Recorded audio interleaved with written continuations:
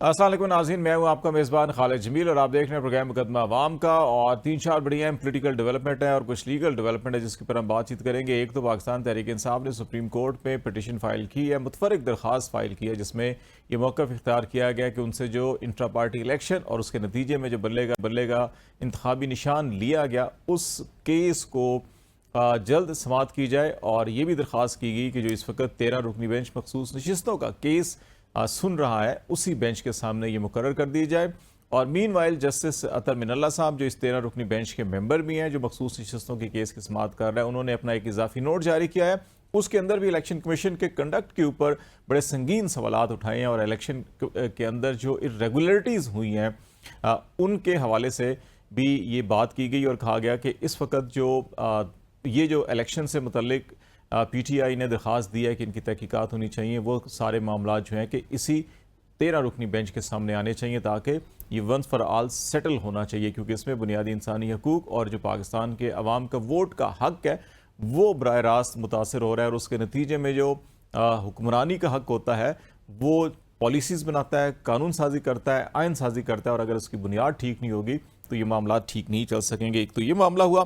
दूसरा मामला जो गुज़श्ता चंद माह से जो अदलिया में मुसलसल मुदाखलत और दबाव के हवाले से सुप्रीम कोर्ट में भी केस है, लाहौर हाई कोर्ट में भी आपने देखा, इसी तरह इस्लामाबाद हाई कोर्ट में और डिस्ट्रिक्ट कोर्ट्स के अंदर से भी शिकायत आई। उस सिलसिले में लाहौर हाई कोर्ट ने एक बड़ा अहम फैसला दिया है और उसमें प्राइम मिनिस्टर ऑफ पाकिस्तान जनाब शहबाज शरीफ साहब को यह हदायत की है कि वो तमाम इंटेलिजेंस एजेंसीज़ को और इदारों को हुक्म दें कि वो अदालत के अंदर अमूर में इस तरह से मुदाखलत ना करें जिस तरह से मुदाखलत की जा रही है। इसी तरह से IG पंजाब को भी कहा गया है कि वो तमाम DPOs को हदायत दें कि जो ज़ेर अल्तवा मुकदमात हैं उनके हवाले से डिस्ट्रिक्ट कोर्ट्स के अंदर कोई मुदाखलत ना की जाए, ना रब्ता किया जाए। और एंटी टेररिस्ट कोर्ट्स की जो सिक्योरिटी है और उनकी जो बाकी मामलात हैं उस हवाले से भी कुछ SOPs बनाए गए हैं। तो ये कितने पायदार होंगे और गवर्नमेंट के लिए कोई मुश्किलात होंगी नहीं होंगी और क्या मामलात आगे बढ़ सकेंगे। और फिर चीफ जस्टिस पाकिस्तान के खिलाफ एक रेफरेंस दरख्वास्त भेजी गई है। और फिर इसी तरह से एक केस जो इमरान खान के खिलाफ था, उनकी मुबैना बेटी के हवाले से, उस केस के फैसले को लेकर चीफ जस्टिस आमिर फारूक साहब जो इस्लामाबाद हाई कोर्ट के चीफ जस्टिस हैं, उनके कंडक्ट पे सवाल उठाए जा रहे हैं और बाज़ हल्के उनके खिलाफ भी जो है कि वो रेफरेंस की या सुप्रीम जुडिशल काउंसिल की कार्रवाई की बात कर रहे हैं। तो ये सारे मामलात होंगे जिन पे हम बातचीत करेंगे। जहांगीर जदून साहब जो कौन है और एडवोकेट जनरल भी रहे इस्लामाबाद के, वो हमारे साथ हैं। इसी तरह से खालिद यूसुफ चौधरी जो पाकिस्तान तहरीक इंसाफ से वाबस्ता है, लीगल टीम से वाबस्ता है, इमरान खान के केसेस के अंदर वो वकील भी हैं वो, और कामरान खान जो सीनियर जर्नलिस्ट हैं और एक तवील अरसे से जो सुप्रीम कोर्ट और जो लीगल प्रोसीडिंग्स होती हैं उनको वो रिपोर्ट करते रहे हैं। बहुत शुक्रिया आप तीनों मेहमानों का। जहांगीर जदून साहब, आपसे हम स्टार्ट करते हैं कि ये जो मामला है इलेक्शन और इलेक्शन रिगिंग और मखसूस नशिस्तें, हर इलेक्शन में सारा ये बहुत शोर शराबा होता है। तो आप ये समझते हैं कि इस वक्त जो 13 रुकनी बेंच समाअत कर रहा है तो इसी के सामने ये मामला भी रख दिया जाए 184(3) के तहत मुनासिब है, या आप समझते हैं कि नहीं, उनको अलग से होना चाहिए और ये मखसूस नशिस्तों का अलग से चलता रहना चाहिए? नहीं, जो फुल कोर्ट है वो तो सिर्फ है ना, जो मखसूस नशिस्तें उन्हीं का केस सुन रहा है। तो उसमें लाजमी जो कुछ जो बेंच के अरकान है उन्होंने जो ऑब्जर्वेशन दिए हैं या क्वेश्चन रेज किए हैं वो कंडक्ट ऑफ इलेक्शन कमीशन पे किए हैं कि इलेक्शन कमीशन ने जो PTI के लोग थे उनको आज़ाद किस तरह डिक्लेयर किया है और किस लॉ के तहत डिक्लेयर किया है। अगर उनसे सिंबल जो है वो छीना गया था या कोर्ट के ऑर्डर से, जजमेंट से उनको सिंबल से डिप्राइव किया गया है, क्योंकि इंट्रा पार्टी इलेक्शन नहीं कराए, तो फिर इनको आज़ाद किस तरह डिक्लेयर किया गया। तो इलेक्शन कमीशन के कॉन्डक्ट पे बड़े सीरियस क्वेश्चन है और ये जो जजमेंट आएगी तो इसका मजीद जो है बड़ा इम्पैक्ट आएगा इलेक्शन कमीशन के। देखिए, इलेक्शन कमीशन एक आईनी अदारा है, कॉन्स्टिट्यूशनल बॉडी है, लेकिन आज दिन तक पाकिस्तान की तारीख में कभी भी आज़ाद इलेक्शन कमीशन ना बना है, ना उसने आज़ाद जो है वो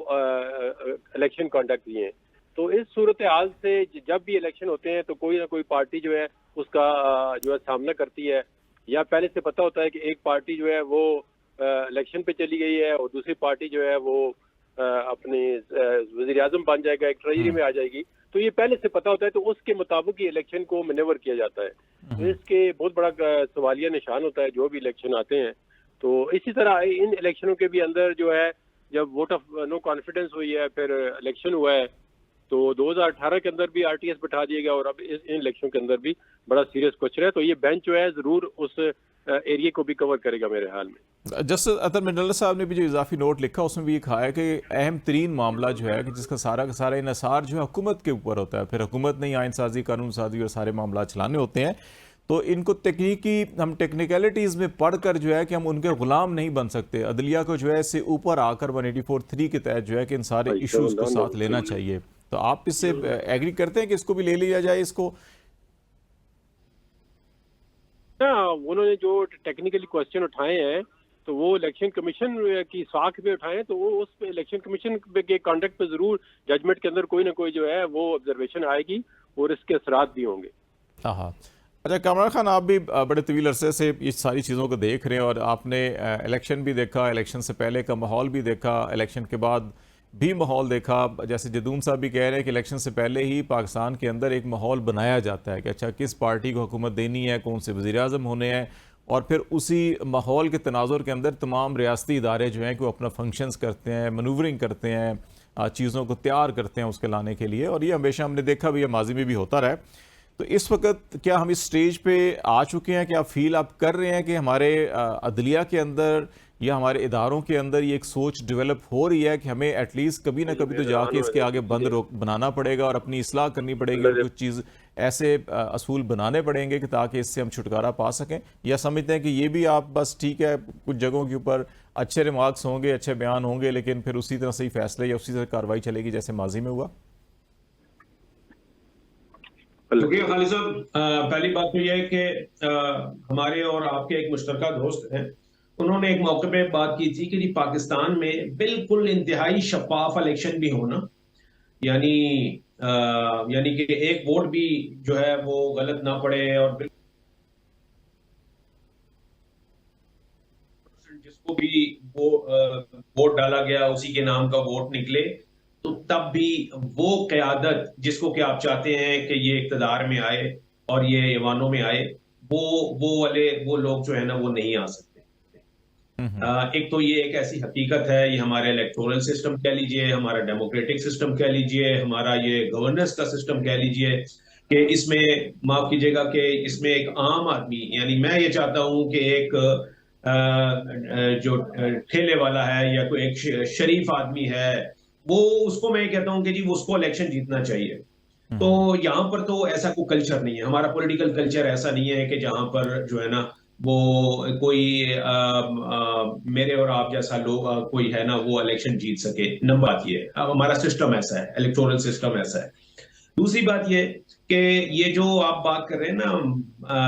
और फिर होता यही है कि वो चाहे आरटीएस हो चाहे ईएमएस हो, हर सूरत में फिर उसको मैनूवरिंग जो है वो की जाती है और फिर उसके जरिए नताइज जो है वो आ लेते हैं। वो एक अलग सी कहानी है। आपने जो बात पूछी कि जी इसके ऊपर, इन चीजों के ऊपर अब बंद बांधने की जरूरत है, और अदलिया जो है वो शायद अब इस चीज को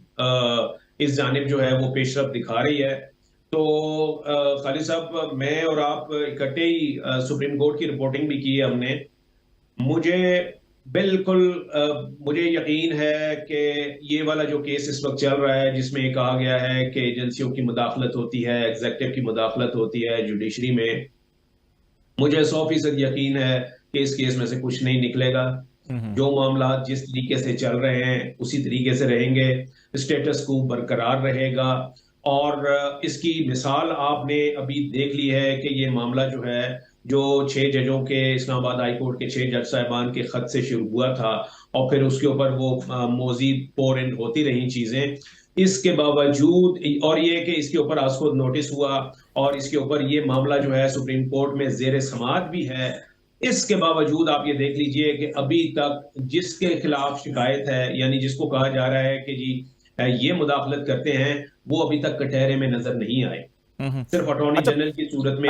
मैं इसमें जो तफसील पे आना चाह रहा था पार्ट 2 में, अभी जो मेरा क्वेश्चन था ना कि अदलिया के अंदर आपको नजर आ रहा है, वो था इलेक्शन से मुतल्लिक, या मखसूस नशिस्तें या इलेक्शन में रिगिंग, या जस्टिस अतर मिनरला साहब का जो इजाफी नोट आया आज कि हम कब तक टेक्निकलिटीज़ के अंदर गुलाम बने रहेंगे, हमें जो है कि अवाम के हक का, हक के वोट का, हक के हुक्मरानी का तहफ़्फ़ुज़ करना चाहिए। मैं उस तरफ से देख रहा था कि आप उस पर बंद बनता हुआ दिखाई दे रहे हैं आपको कि अच्छा हाली साहब, बिल्कुल जस्टिस अतहरुल्लाह का जो पूरा नोट है, अजाफी नोट, वो मैंने पढ़ा है और उसमें उन्होंने बड़े वाज़ेह तौर पर यह कहा है, इलेक्शन कमीशन ने जो जिस तरीके से जो उन्होंने तस्लीम किया है, इलेक्शन कमीशन ने, कि एक बड़ी जमात को सुप्रीम कोर्ट के फैसले की रोशनी में डिफ्रेंचाइज किया गया। और बादियों नजर में जो सुप्रीम कोर्ट का फैसला है वो एक बड़ी जमात को नाअहल करार देने के लिए नहीं था, यानी ये जस्टिस अतहर मिनल्लाह कह रहे हैं। और ये वही रिमार्क्स हैं, उसी तरीका के रिमार्क्स हैं जिसका उन्होंने इजहार भी किया था। ये ऑब्जर्वेशंस की सूरत में इन्होंने ड्यूरिंग प्रोसीडिंग जब समाअत हो रही थी तो ये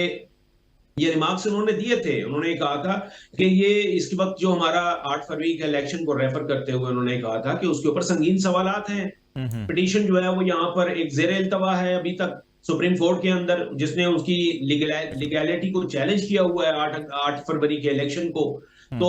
अब इन चीजों को आप कैसे इसको आइसोलेट कर सकते हैं? आप बात कर रहे हैं इलेक्शन के नताइज से मुतालिक, उसके बाद जो मखसूस नशिस्तें हैं उससे मुतालिक, तो जो इलेक्शन का असल नतीजा है और जो कंडक्ट ऑफ इलेक्शन है उसको आप कैसे नजरअंदाज कर सकते हैं अगर उसके ऊपर सीरियस क्वेश्चनिंग है? तो और इसके ऊपर आपको याद होगा उन्होंने रिमार्क्स दिए थे कि जी अगर इससे हम नजरअंदाज करेंगे तो इसका मतलब ये होगा कि हमने शुतुरमुर्ग की तरह अपना जो सर है वो रेत में दबा लिया है। मतलब बुनियादी जो जड़ है उसको हल करना चाहिए, रूट कॉजेज अगर हम हल करेंगे तो मामला चलेगा। मैं जरा खालिद चौधरी साहब को भी इन कर लूं, फिर बात को आगे बढ़ाते हैं कि खालिद चौधरी साहब आप ये बताएं कि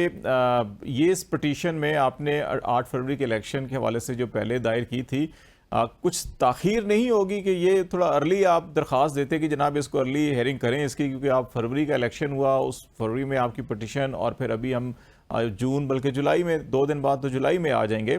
और अभी जो आपकी पिटीशन और जस्टिस अतहर मिनल्लाह साहब के रिमार्क्स, आपको कोई तवक्को नज़र आ रही है कि यही 13 रुकनी बेंच आपकी समाअत करेगा इस केस की, या वो रिव्यू पिटीशन में फिर वो 3 रुकनी बेंच ही करेगा जब अवेलेबल होगा? देखिए, बुनियादी बात यह है सबसे पहले कि सुप्रीम कोर्ट के अंदर या इस्लामाबाद हाई कोर्ट के अंदर गुज़िश्ता 1 साल से जिस तरह हमारी पिटीशंस दायर की जाती हैं और फिर वो ताख़ीर का शिकार होती हैं, और मैं खुद जो है वो इमरान खान साहब की जितनी पिटीशंस थी जो उनके पर्सनल, उनके ख़िलाफ़ जितने भी क्रिमिनल केसेस जैसे साइफर और तोशा खाना या निकाह केस है, उनके हवाले से जब भी हमने पिटीशन दायर की है तो वो हमेशा ताख़ीर का शिकार रही। और सुप्रीम कोर्ट के अंदर भी अब मौजूदा दौर के अंदर हमारी जितनी भी पिटीशन दायर की जाती हैं, चाहे वो अर्ली हियरिंग हो या दूसरी पिटीशन हो, तो उनको टेकअप नहीं किया जाता। और उसके बरअक्स ओपन कोर्ट के अंदर कह दिया जाता है कि आपकी तो पिटीशन अभी आई नहीं, आना कि वो दायर हो चुकी होती हैं, लेकिन उनको चूंकि लगाया नहीं जाता। और अलबत्ता उसकी निस्बत इलेक्शन कमीशन की हूँ या नवाज शरीफ की पिटीशन हूँ तो वो फौरन टेकअप कर ली जाती है। ऐसी पिटीशन जिनमें नवाज शरीफ को फ़ायदा मिलने का इम्कान हो या सहूलत मिलने का इम्कान हो, तो वो तो पिटीशन फौरन टेकअप करके उनका फैसला कर दिया जाता है। लेकिन जिन पिटीशन के अंदर पाकिस्तान तहरीक इंसाफ या इमरान खान को कोई कानूनी आइनी इंसाफ मिलने का इम्कान हो, तो वो पिटीशंस या दरख्वास्तें ताख़ीर की या ताख़ीर का शिकारी की जाती रही हैं। और इससे पहले भी रहा है, हम जितनी भी पिटीशन मूव करें, आप ये भी दायर हुई है, इसके अंदर भी आप देख लीजिएगा कि इसके साथ भी क्या सलूक किया जाता है। अलबत्ता अगर जो लार्जर बेंच है वहाँ उसके अंदर उसको टेकअप किया जाता है या वहाँ से पॉइंट आउट किया जाता है तो फिर एक अलग बात है। लेकिन चूंकि अभी ये तो चीफ जस्टिस ऑफ पाकिस्तान के दायरा इख्तियार में है, तो अब उसके ऊपर भी देख लीजिएगा। अब जितनी भी हमारी पिटीशन जब भी सुप्रीम कोर्ट के अंदर दायर की गई है वो हमेशा ताख़ीर का शिकार की गई है और उनको लटकाया गया है। तो हम जितनी भी दायर करें तो हमें हमेशा ताख़ीरी हरबे ही इस्तेमाल होते हुए नजर आते हैं और गैर ज़रूरी एतराज़ात का सामना करना पड़ता है। अगर ये जो 13 रुकनी बेंच है, आप समझते हैं कि यहाँ से अगर इसमें ये फिक्स हो जाए तो ज़्यादा मुनासिब है, या आप समझते हैं कि रिव्यू पिटीशन में वही 3 रुकनी बेंच समाअत करे तो ज़्यादा बेहतर है? नहीं, हमारा जो बुनियादी मुतालबा है कि वो ये 13 रुकनी बेंच जो है वो इसकी समाअत करे। अब जस्टिस काजी फाइज ईसा साहब का जो अपना केस था उसमें भी अब ये असूल तो आ चुका है कि लाजमी नहीं है कि वही बेंच के वही अरकान रिव्यू पिटीशन सुने। अब चूंकि जो मखसूस नशिस्तों का केस है वो इस पिटीशन के साथ बराह रास्त मुंसलिक है और इस फैसले की आड़ लेके इलेक्शन कमीशन की जानिब से पाकिस्तान तहरीक इंसाफ को इलेक्शन से नायल करार दिया गया और तमाम उम्मीदवारों को आज़ाद करार दे दिया गया। तो अब ये ज़रूरी है कि इसको भी उसके साथ मिला के सुना जाए। अब कानून के अंदर अमूमी तौर पे ये असूल होता है, जहां अगर किसी एक आईनी या कानूनी सेक्शन के अंदर कोई इबाम हो तो दूसरी दफा के साथ मिला के पढ़ा जाता है। तो अब यहाँ भी इसी तरह के मखसूस नशिस्तों के केस के अंदर जो इबाम है वो अब इस पिटीशन को साथ मिला के सुनने से ही दूर हो सकते हैं। अगर इनको नजरअंदाज करके सुना जाता है तो मखसूस नशिस्तों का केस अपने बेहतरीन या मंतकी जो उसका बेहतरीन जो कानूनी फहम है जिसको टेक्निकली आप कहते हैं ना कंप्लीट जस्टिस जो है कि वो होता हुआ नहीं दिखाएगा। ब्रेक ले लेते हैं, ब्रेक के बाद वापस आती तो फिर जो लाहौर हाई कोर्ट का एक फैसला हुआ जो अभी जिस पे कामरान खान भी बात कर रहे थे कि जो मुदाखलत होती है अदलिया के अंदर बार बार होती है और अभी भी शायद हो रही है, जितने मामला केसेस की समाअत हो रही है, लेकिन इसके बावजूद हमें भी नजर आता है कि बाज़ जगहों के ऊपर मुदाखलत होती है। इसको कैसे रोका जा सकता है और जो SOPs बनाए जा रहे हैं अभी लाहौर हाई कोर्ट की जानिब से और प्राइम मिनिस्टर को भी डायरेक्शन दी गई हैं, उसके ऊपर मामलात कैसे आगे बढ़ेंगे, इस पर बात करेंगे। ब्रेक के बाद हमारे साथ रहिएगा।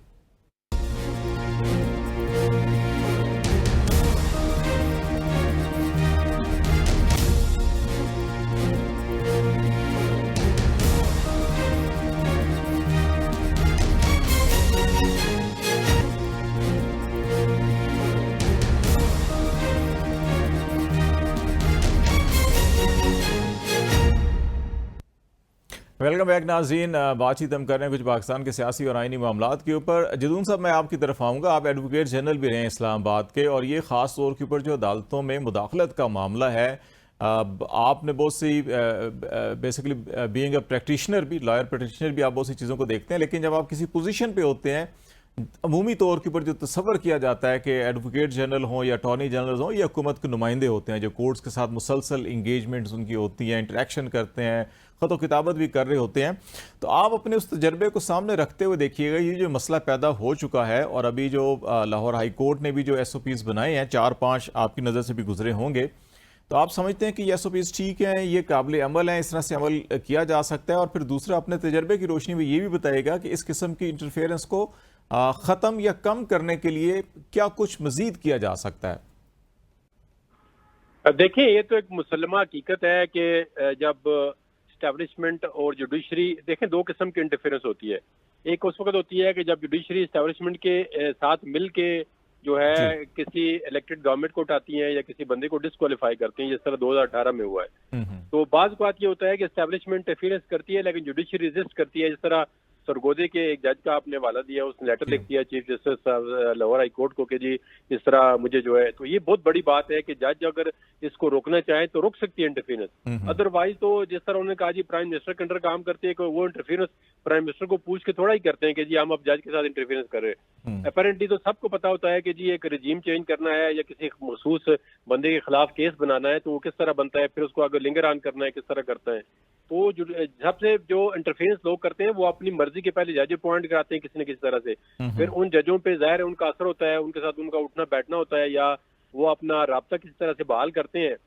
तो इसमें वही जज फिर इंटरफेयर करते हैं जो उस इंटरफेरेंस को मानते हैं। अगर जज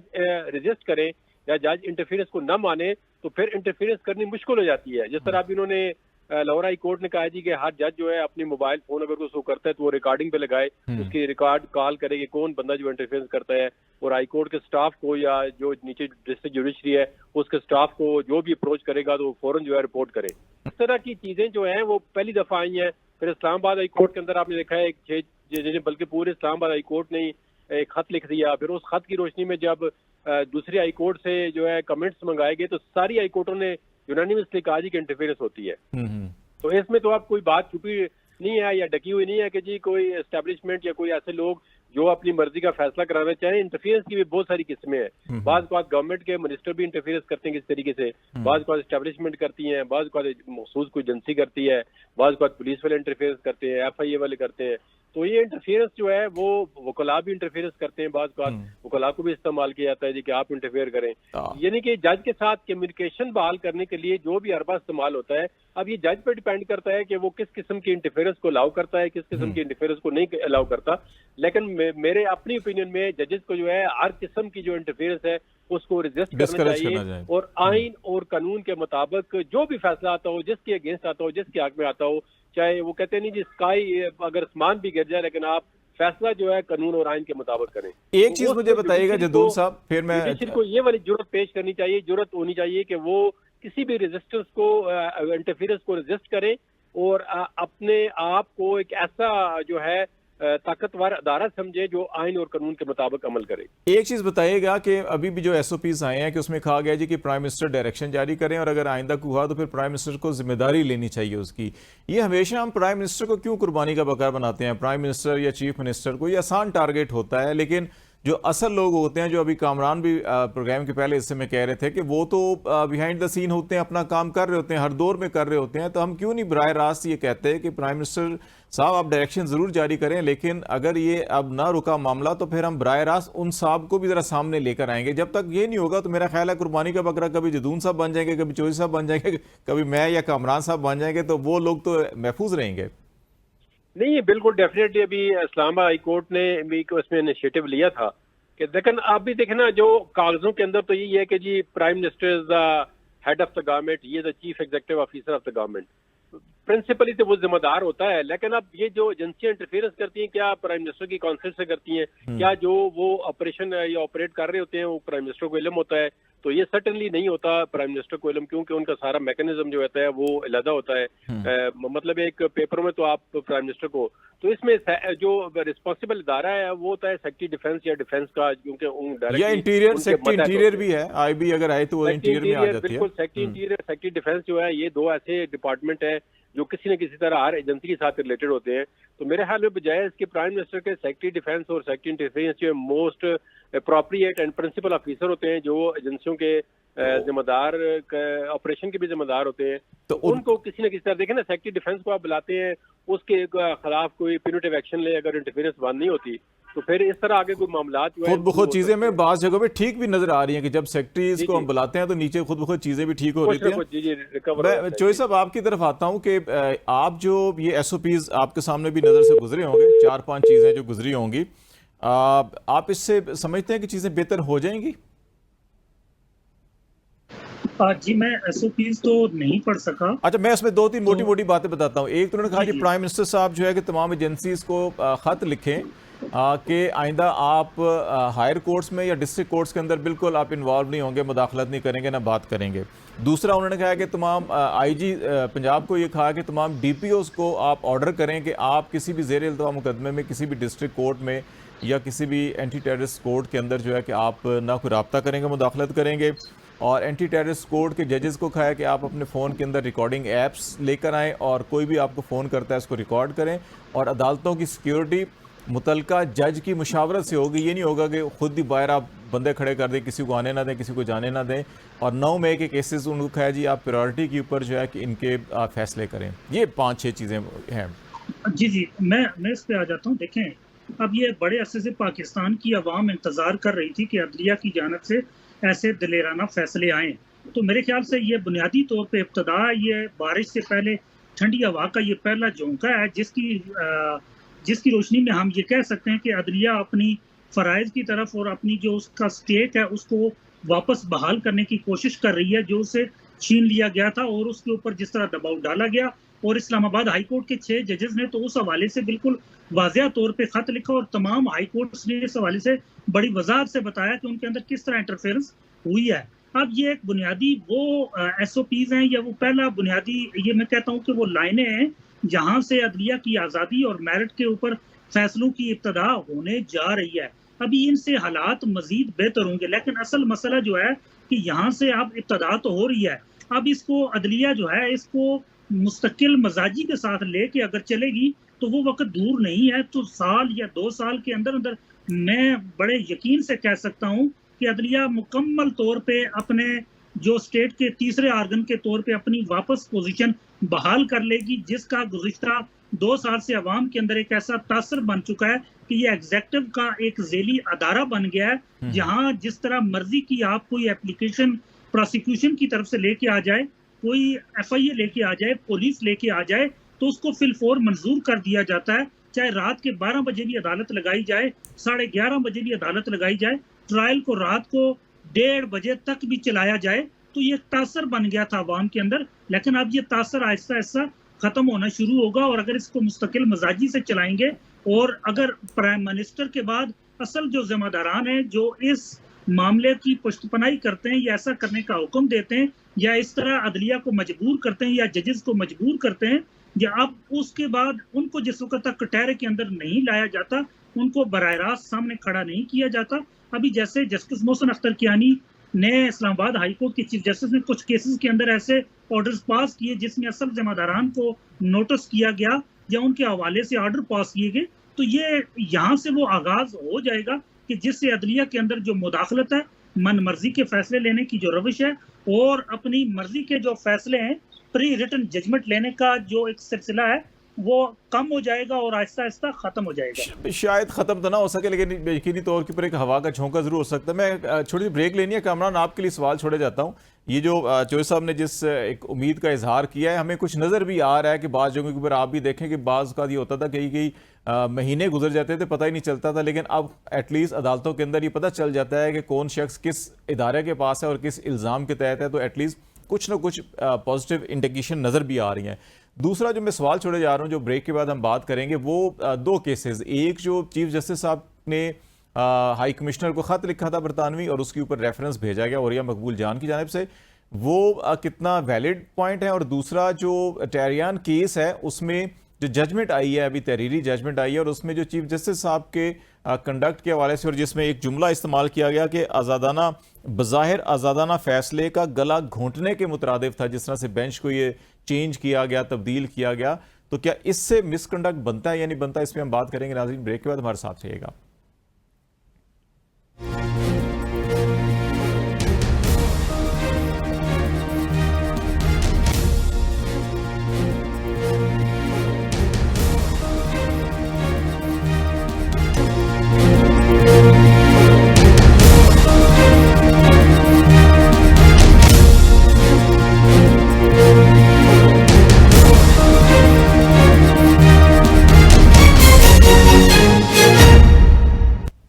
वेलकम बैक नाज़रीन, हम बातचीत करें पाकिस्तान के सियासी और आईनी कानूनी मामलात के ऊपर। प्रोग्राम के हिस्से में बात करेंगे कि चीफ जस्टिस कादी फायज़ साहब के खिलाफ रेफरेंस फाइल किया गया और इसी एतबार से chief justice Islamabad high court Aamir Farooq साहब की जो कंडक्ट है उसके ऊपर भी सवालात पैदा किए गए। ब्रेक से पहले कामरान साहब, आपके लिए एक सवाल छोड़ गया था मैं, और दूसरा मामला भी उस पर ज़रा कमेंट कर दीजिएगा।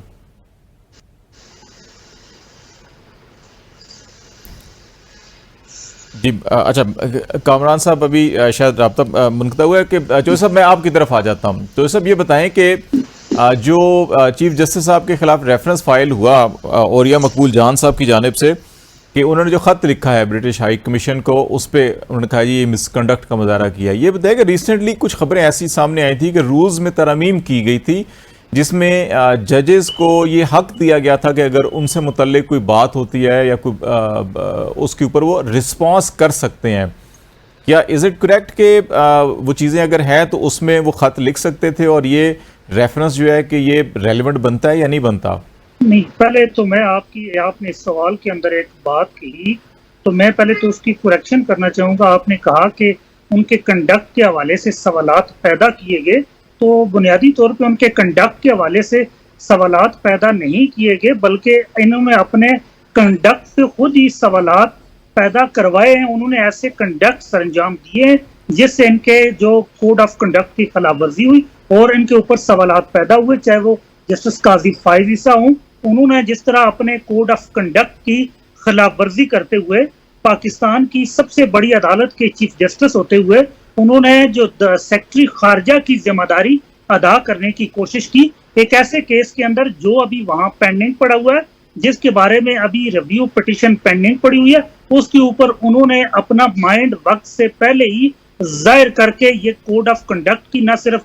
खिलाफ वर्जी की है, बल्कि और जो पाकिस्तान की सबसे बड़ी अदालत के सबसे बड़े ओहदे पे बैठ के उन्होंने अपने मनसब से एक दूसरे मुल्क के एक दफ्तर खारजा के इकाम से जो एहलकार हैं उनको जवाब दे के सुप्रीम कोर्ट ऑफ पाकिस्तान का जो कद है, जो उसका मर्तबा है, उसको कम करने की कोशिश की है। औरिया मकबूल जान ने जो रेफरेंस दायर किया है वो बिल्कुल दुरुस्त और बजा है। का जो चीफ जस्टिस होता है या कोई भी जज हो, उसका कोड ऑफ कंडक्ट इजाजत नहीं देता, और अभी तक मेरे इल्म में ऐसी कोई भी तरमीम नहीं है कि जजेस को ये इजाजत है कि जिसमें वो अपने खिलाफ सवालात पैदा होने वाले सवालात का मीडिया के अंदर, पब्लिक के अंदर या किसी को इस तरह खत लिख के वजाहत दें। बुनियादी तौर पे जजेस के फैसले बोला करते हैं, वो अपने फैसलों के जरिए ही उठने वाले सवालात का जवाब दिया करते हैं। ये जो खत लिखने का एक नया ट्रेंड हमने देखा, वो सिर्फ पहली बार हमने देखा कि किसी केस के ऊपर उठने वाले सवालात का इस तरह खत लिख के जवाब देने की कोशिश की गई, जो बुनियादी तौर पे कोड ऑफ कंडक्ट की न सिर्फ खिलाफवर्जियां बल्कि पाकिस्तान के सबसे बड़े मनसब और सबसे बड़ी अदालत का मनसब भी इससे कम किया गया है। अच्छा, ये बताएं, दूसरा जो केस था टहरियान केस, जिसमें सारी सूरत हाल सामने है कि एक तीन बेंच था, महफूज फैसला था, दो ने अपना, बल्कि तीनों जजेस साहबान ने अपना फैसला लिख दिया था, लेकिन बाद में चीफ जस्टिस साहब ने अपने आप को उस बेंच से अलग करके नया बेंच बनाया। उसका जो फैसला आया और उसमें खास बेशुमार चीज़ें हैं, लेकिन उसका जो खास और पैरा 12 है उसके अंदर ये कहा गया कि जो अपेरेंटली जो चीफ जस्टिस साहब ने जो ये एक्शन लिया था, वो एक आज़ादाना फैसले को गला घोंटने के मुतरादिफ इसको करार दिया गया। तो ये जो फैसला भी आया, जिसमें 3 रुकनी बेंच ने उस पहले वाले फैसले को बरकरार रखा और कहा कि मजीद इसमें बेंच की तश्कील या सारा मामला दुरुस्त नहीं है, इस फैसले की बुनियाद के ऊपर भी आप समझते हैं कि जस्टिस आमिर फारूक साहब के खिलाफ कोई रेफरेंस या मिसकंडक्ट की बात की जा सकती है? देखें, इस जो टेरियन वाइट केस है, इसके अंदर जो चीफ जस्टिस आमिर फारूक हैं, उनके कंडक्ट के ऊपर संजीदा सवालात हाई कोर्ट के 3 रुकनी बेंच ने उठाए। एक तो नुक्ता आपने अभी जिसकी वजाहत की, उसके अलावा एक और नुक्ता भी है जिसके अंदर उन्होंने खुद से कोर्ट ऑफ अपील का अख्तियार इस्तेमाल कर दिया। जब एक बेंच फैसला सुना चुका था, अक्सरियती बेंच अपना फैसला सुना चुका था, तो उन्होंने उस बेंच को आज खुद ही तब्दील करके एज अ बतौर अपीलेट कोर्ट एक्ट किया, जो कि रूल्स की और कानून की बिल्कुल वाजिया खिलाफवर्जी है, जिसकी ना कहीं रूल्स में कहीं उसका हवाला मौजूद है, ना ही कहीं किसी कानून के अंदर उसका हवाला मौजूद है। बुनियादी तौर पे इस केस के अंदर जो आमिर फारूक साहब हैं, उन्होंने अपने जो जजेस के कोड ऑफ कंडक्ट है उसकी सरीखन खिलाफवर्जी की है और इनके खिलाफ इस पे बिल्कुल रेफरेंस बनता है। आज तक के लिए नाज़रीन इतना ही। खालिद जमील को इजाज़त दीजिए। अल्लाह हाफिज़।